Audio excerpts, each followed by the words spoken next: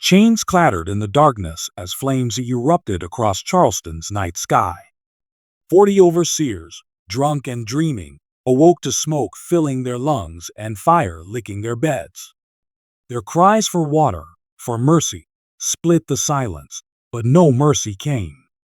The barracks groaned, timbers snapping, men pounding at locked doors as fire devoured them alive. This was no accident. It was revenge. A house slave, silent too long, had finally unleashed the inferno that would haunt Charleston forever. Charleston, South Carolina, in 1822 was a city of contradictions. On one hand, it was a thriving port, filled with carriages clattering along cobblestone streets, merchants calling out from crowded markets, and church bells tolling across the rooftops. But beneath the polished surface lay another world, a world of chains, cries, and silent suffering. For every brick mansion and glittering ballroom, there were hundreds of enslaved men and women laboring unseen, their sweat building the city's wealth. Among them was a young man named Elias, born on the sprawling Rutledge plantation just outside Charleston. The Rutledge estate stretched for miles, its cotton fields a sea of white under the blazing sun. For the masters, it was a symbol of prosperity. For the enslaved, it was a prison with no walls. Elias's earliest memories were of chains. His mother, Ruth, was a field slave, bent double under the relentless heat, her hands raw from plucking cotton. She rarely returned to the quarters without welts across her back, souvenirs of the overseer's whip. His father, Samuel, was a skilled carpenter, forced to build the very fences that trapped them, the chairs the masters sat on, and the gallows used for punishment. Elias watched his father's hands, strong, calloused, precise, but also bound, never allowed to shape a life of his own. Unlike his parents, Elias was pulled into the big house at a young age. His slender frame, quiet demeanor, and quick obedience made him useful to the mistress, Annabel Rutledge. At first, he thought he was lucky. While other children sweated in the fields, Elias polished silverware, lit candles, and carried trays. He was spared the sun, the insects, the brutal pace of cotton picking. But soon he realized the house was no less cruel. Its punishments were sharper because they cut the soul. Mistress Annabel demanded perfection. A spot on a glass, a wrinkle in the tablecloth, a misstep on the polished floor, all could bring her fury. She struck Elias across the face once for breathing too loudly while she read her scriptures aloud. She smiled sweetly in front of guests, but the moment the doors closed, her voice was venom.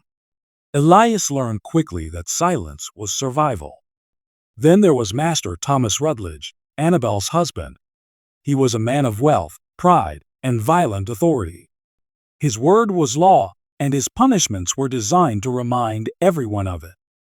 Elias witnessed slaves tied to posts, whipped until their backs were ribbons of flesh, simply for dropping tools or pausing to rest.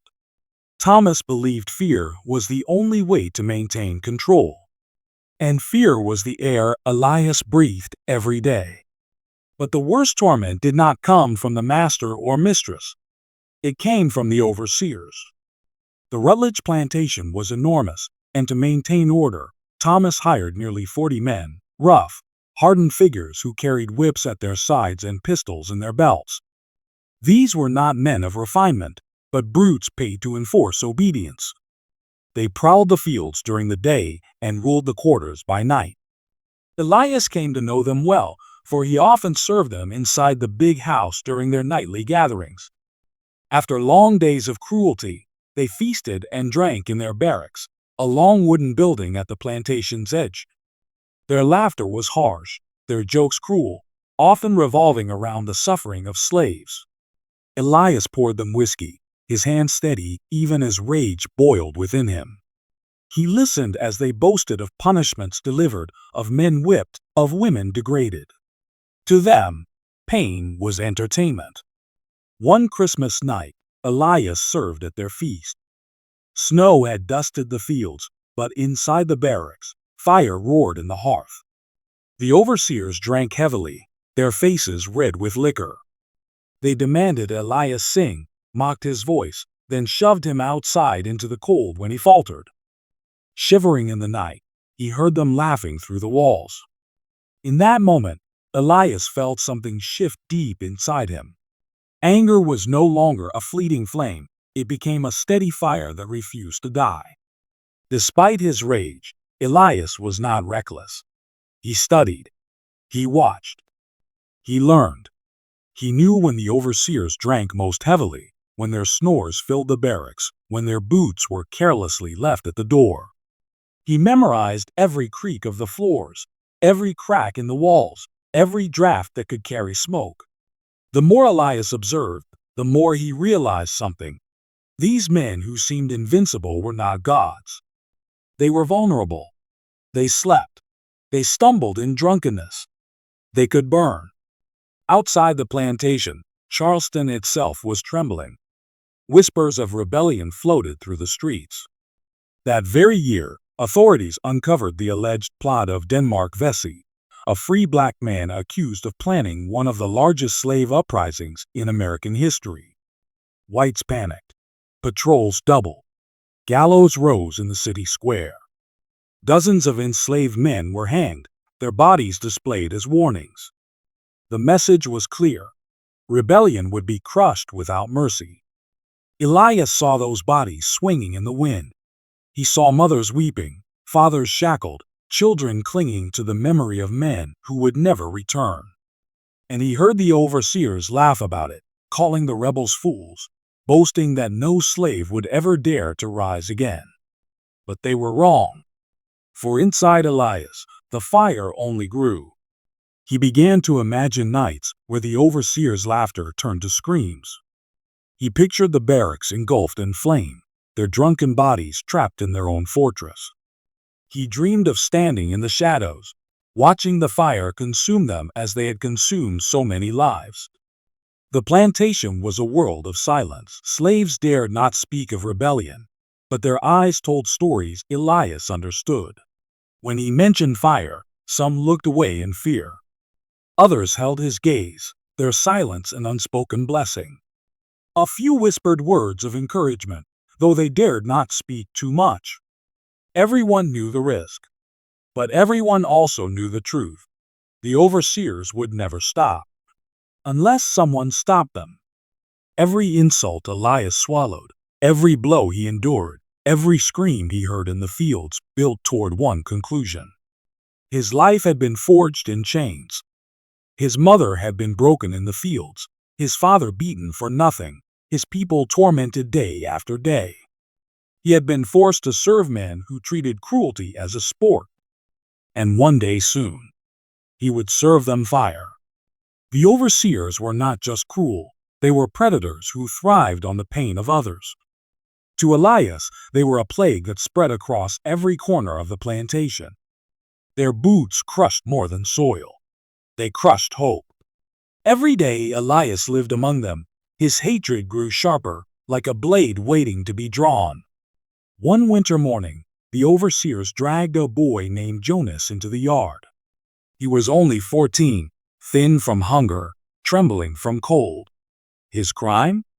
Stealing a crust of bread from the kitchen. Elias had seen it, Jonas slipping the piece into his pocket, desperate to fill the emptiness in his belly. But the overseers treated it as rebellion. They tied the boy to a post, tore open his shirt, and lashed him until his screams became hoarse cries. Then, laughing, they rubbed salt into the wounds, mocking his tears as if it were a game. Elias was forced to watch. His fists clenched so tightly his nails drew blood from his palms. The image of Jonas collapsing in the dirt haunted him. That night, while stoking the fires in the big house, Elias whispered to himself, "This cannot go on. This must end." The cruelty did not stop. The overseers grew bolder, drunker, more vicious. They prowled the slave quarters after dark, their shadows spilling across the dirt floors. Women hid their children, men kept their heads down, but still the overseers found reasons to punish. Sometimes it was for laughter that was too loud, other times it was for silence that felt defend. It did not matter what the slaves did. The overseer's thirst for power was insatiable. And then came New Year's Eve, 1821. The overseers gathered for a great feast in their barracks. The building was long and narrow, its windows glowing with candlelight, its wooden beams heavy with smoke. Inside, the air was thick with the stench of whiskey, roasted meat, and sweat. Elias and a few other house slaves were ordered to serve. He carried trays of food and jugs of liquor, his face a mask of obedience, while inside his thoughts were on fire. The overseers sang loudly, slamming their mugs on the table, boasting of punishments they had delivered throughout the year. One bragged about whipping a man until he collapsed, only to revive him with water and continue the beating. Another laughed about tying a woman to a stake and leaving her in the cold all night as discipline. Each story sent a wave of disgust through Elias. Yet he said nothing. He poured their drinks, cleared their plates, and memorized their every movement.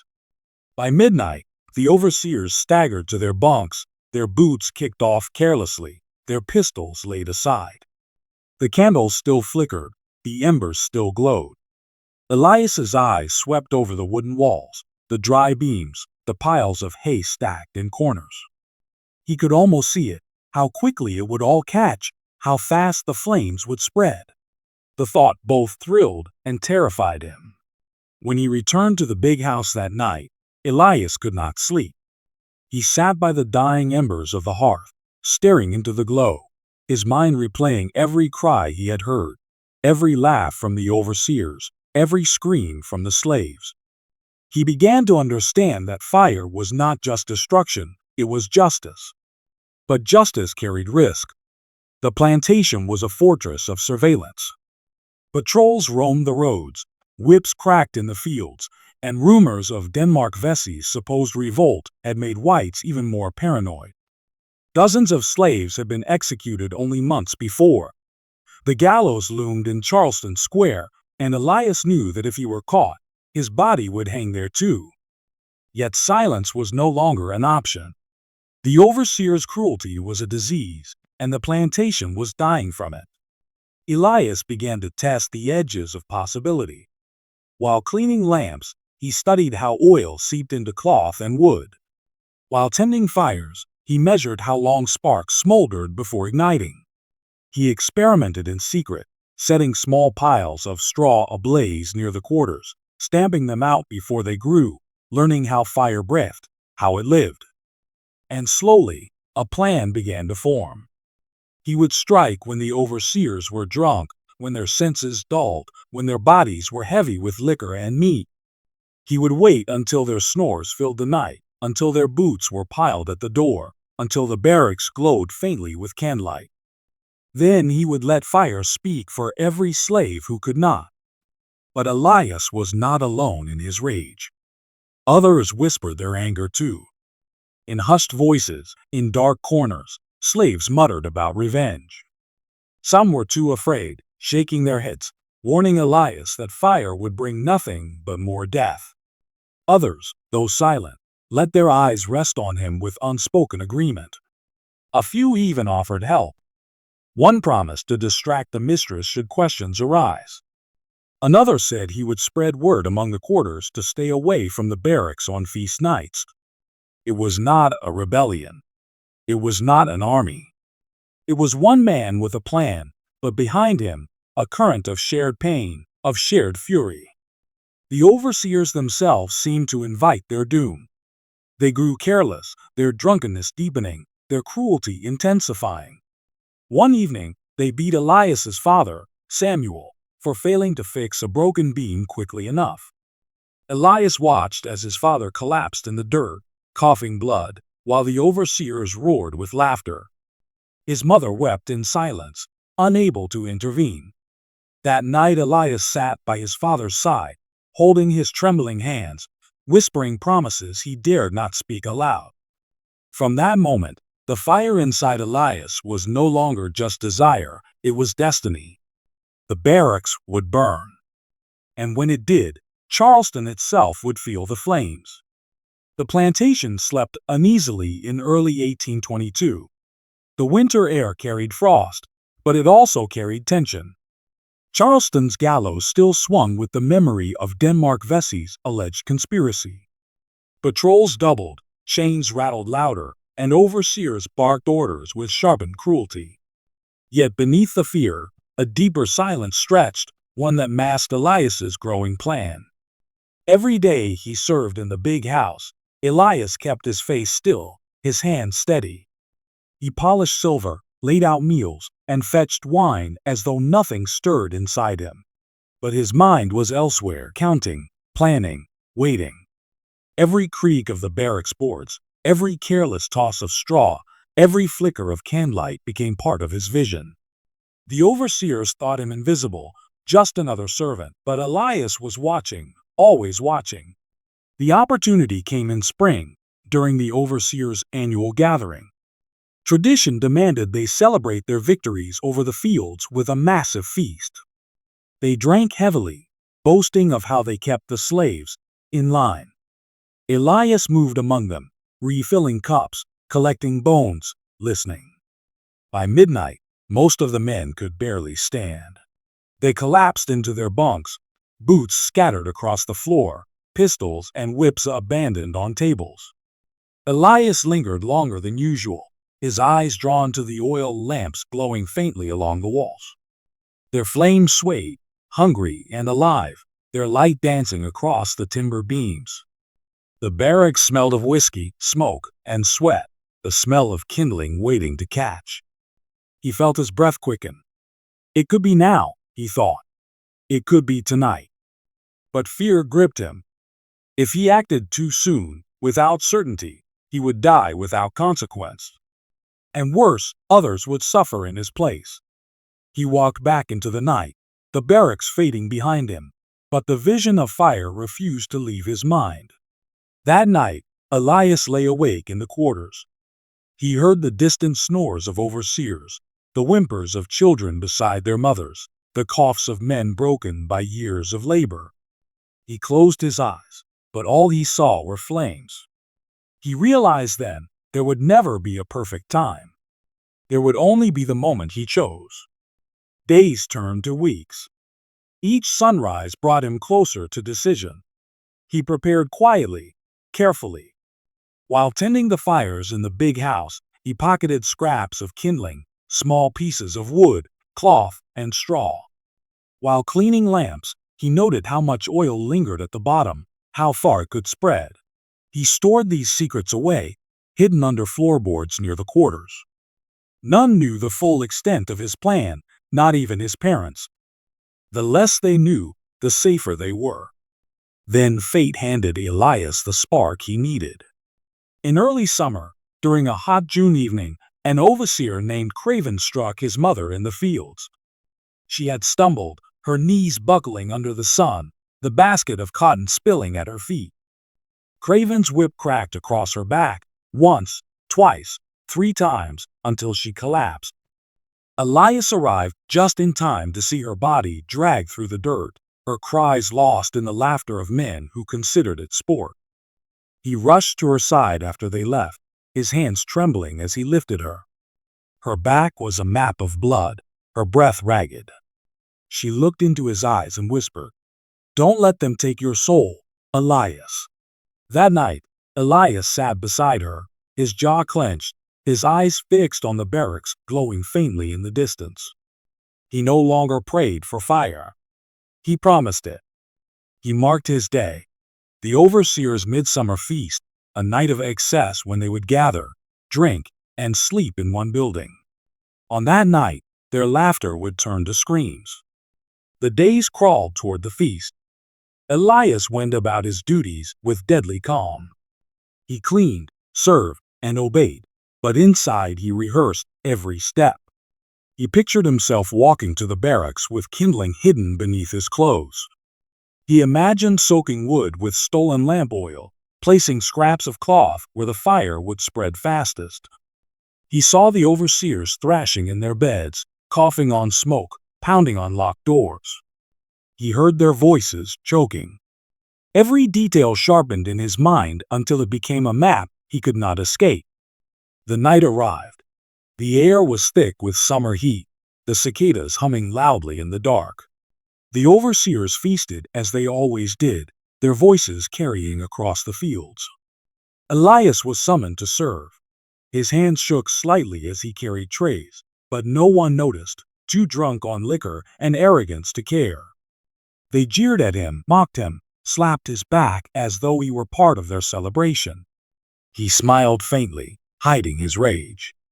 By midnight, the barracks were a pit of chaos. Men sprawled across benches, mugs overturned, food scattered. One by one, they stumbled to their bunks, dropping like felled trees.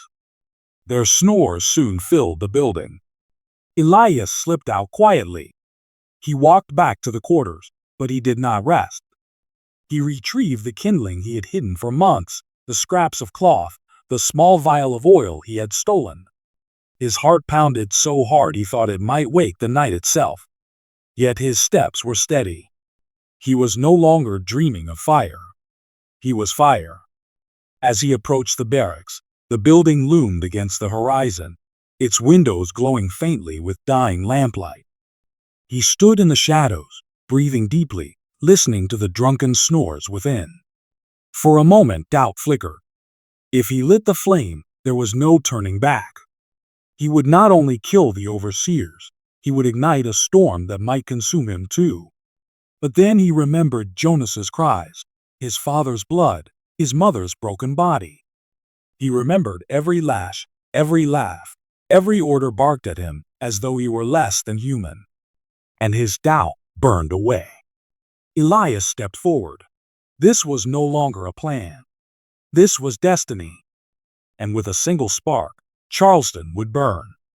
The night was heavy with heat, the kind of summer air that clung to skin and filled lungs like smoke before the fire ever began. Cicadas sang in the fields, owls hooted from distant trees, but around the overseer's barracks all was silence. Inside, nearly 40 men lay sprawled in drunken slumber, their snores rising and falling like the groans of an old beast. The long wooden building was still, its windows faintly glowing with the embers of forgotten candles. Elias stood in the shadows, clutching a bundle of kindling wrapped in cloth, a flask of lamp oil heavy in his hand. His heart hammered in his chest, but his face was calm, his movements deliberate. For weeks he had rehearsed this moment in his mind. Now, every step felt preordained. He was no longer a servant carrying trays, no longer a silent slave polishing silver. He was a man about to strike a blow that would echo through Charleston forever. He approached the barracks quietly, his bare feet sinking into the dirt. He paused at the doorway, listening. Inside, the drunken overseers shifted in their sleep, muttering nonsense, rolling over in their bunks. One coughed. Another snored so loudly it rattled the beams. Elias felt a shiver crawl across his skin, not of fear, but of anticipation. They are men like any other, he thought. And tonight, they will burn like any other. He slipped around to the side of the building, where loose planks left gaps in the walls. He pushed kindling into the cracks, dry straw, cloth soaked in oil, small scraps of wood. He worked methodically, moving along the length of the barracks, planting fire's teeth where it would bite hardest. Each creak of the wood seemed deafening, each rustle of straw a thunderclap in the stillness, but the overseers never stirred. When his supplies were gone, Elias uncorked the flask of lamp oil and drizzled it across the base of the walls. The sharp smell filled his nose, mingling with the stench of whiskey and sweat leaking from inside. He tipped the last of the oil onto a heap of straw, then stepped back, his hands trembling. For a long moment, he stood in the moonlight, staring at the barracks. He thought of his mother, her back scarred by whips. He thought of his father, coughing blood from overseers' blows. He thought of Jonas, the boy punished for hunger. And he thought of himself, years of silence, years of servitude, years of swallowing rage. No more. Elias struck flint against steel. Sparks danced in the night, glowing and fading, until one caught the oil-soaked cloth. A tiny flame sprang to life, flickering hungrily. He held it for a moment, watching it grow, then placed it gently against the wall. The fire kissed the wood, curled along the straw, and leapt upward as if it had been waiting all its life for this moment. The barracks shuddered as the flame spread. At first, it was a whisper, the crackle of kindling, the faint glow licking the beams. But within seconds, the fire found its voice. It roared up the walls, climbed the timber, and devoured the roof in sheets of orange and gold. Smoke billowed into the night, thick and suffocating. Inside, the overseers stirred. One rolled from his bunk, blinking at the growing light. Another coughed, choking on the smoke seeping through the cracks. Then came the first scream. "Fire!" A man shouted, his voice hoarse with panic. Boots thudded against the floorboards. Men stumbled over one another, their drunkenness turning every movement clumsy. They rushed to the door, but the fire was already there, raging like a living beast. Flames leapt from wall to wall, devouring the exit. They tried the windows, but Elias had chosen well. The flames had reached them too, glass cracking, heat blasting into the night. Overseers clawed at the shutters, their skin blistering, their hair singeing in the heat. Smoke poured into their lungs, turning their cries to hacking coughs. The barracks became a furnace. Elias watched from the shadows, his eyes wide, his breath steady. The overseers' voices filled the night now, not with laughter, not with cruelty, but with terror. "Help us," one cried, pounding at the walls. "God Almighty," another screamed, his voice breaking. "Water! Get water!" But no water came. No mercy came. The slaves in the quarters heard it too. They rose from their pallets, their eyes wide, their hands over their mouths. Some gasped, others crossed themselves, a few whispered prayers. Children clung to their mothers, fathers stood frozen in disbelief. They had seen overseers deliver screams 100 times, but never had they heard them scream themselves. The fire spread faster than even Elias imagined. Flames shot through the roof, sparks raining into the sky. The wooden beams groaned, cracking under the heat. Overseers threw themselves against the walls, some managing to smash planks, only to be engulfed as fire surged through the gaps. Their silhouettes writhed against the flames, their bodies twisting, their cries piercing. One man burst from a window, his clothes ablaze, his skin blackening as he staggered into the yard. He collapsed, writhing, his screams fading into silence. Another tried to crawl through the door, only to be crushed as the burning frame collapsed on top of him. Inside, chaos turned to slaughter as men trampled one another, desperate to escape the inferno. Elias stood still, his face lit by firelight, his eyes unblinking. He felt no triumph, no joy, only a grim satisfaction, as though the world was finally speaking truth after years of lies. These were the men who had laughed at pain, who had whipped children, who had broken bodies for amusement. Now, their laughter was gone, replaced by the justice of flame. The barracks collapsed in a thunderous roar, sparks exploding into the night sky. A wave of heat washed across the fields, driving the slaves back into the shadows. The screams dwindled, one by one, until there was only the crackle of fire and the groan of falling timbers. 40 overseers, men who had ruled with whips and guns, were gone. For a long time, silence reigned. The slaves stared at the smoldering ruin, their faces lit by the glow. Some wept quietly, others whispered words of disbelief. A few looked at Elias, their eyes wide with fear and awe, though none spoke his name. Elias himself remained in the shadows, his hands blackened with soot, his heart still pounding. He had done it. He had unleashed the fire he had carried inside for so long. He had struck back, not with a whip, not with a shout, but with the oldest weapon of all, flame. Yet even as the barracks burned to ash, Elias knew the night was not over. The fire's glow would spread beyond the fields. The master would awaken. The mistress would scream. The city of Charleston would soon learn what had happened. And when they did, vengeance would come, not from slaves, but from the world that had chained them. For Elias had lit more than a building. He had lit a fuse. And what followed would change everything. The dawn came gray and heavy, its first light crawling across the smoldering ruins of the overseer's barracks. Where once stood a long wooden house of authority and cruelty, now only a blackened skeleton remained. Smoke curled upward like a prayer denied, carrying with it the stench of burned flesh, a smell so thick and vile that even the birds kept away from the fields. By morning, the plantation was alive with chaos. The master's house had erupted into shouts and orders before the sun rose. Riders galloped into Charleston with news that spread faster than the smoke itself. 40 overseers, burned alive in their sleep. Word passed from mouth to mouth, each retelling darker, each detail more dreadful. By the time it reached the heart of Charleston, whispers had turned into hysteria. "The slaves have risen," some cried. "They're burning us in our beds," others swore. It was a planned revolt.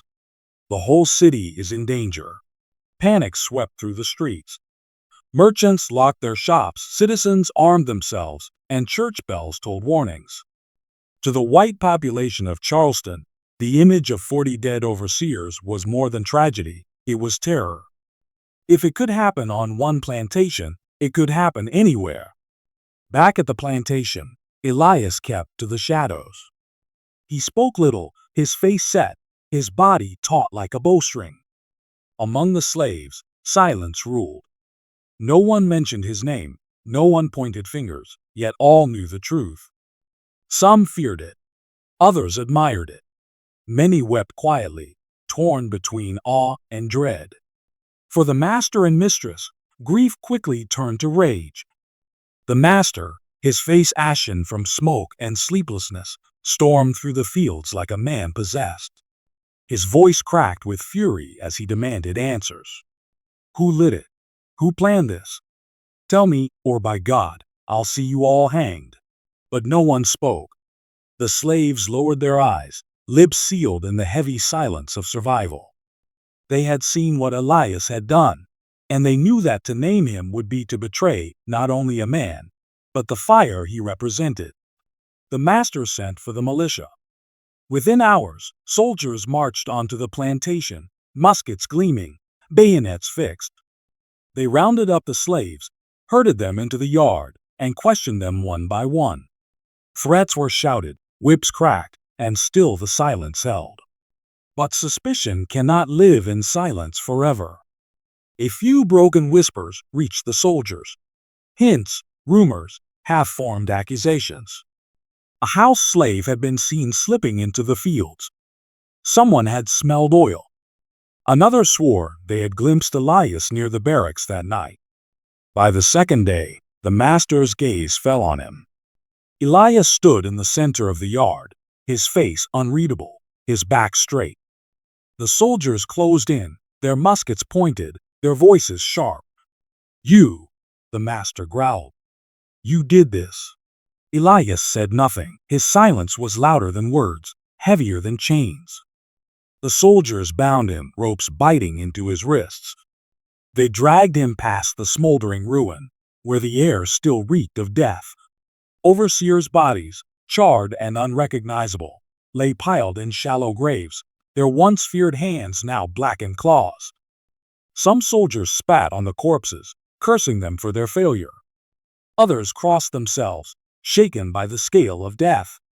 Charleston demanded justice or vengeance. Elias was taken into the city, his feet shackled, his body paraded like a captured beast. Crowds gathered, their faces twisted with fear and hatred. Women clutched children, men shouted curses, pastors thundered sermons about hellfire and rebellion. "They'll all rise up if we let this go unpunished," cried one voice. "Make an example of him," demanded another. And so they did.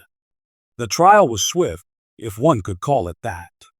There were no lawyers, no defense, no chance for Elias to speak. Only accusations, witnesses eager to please, and a city hungry for blood.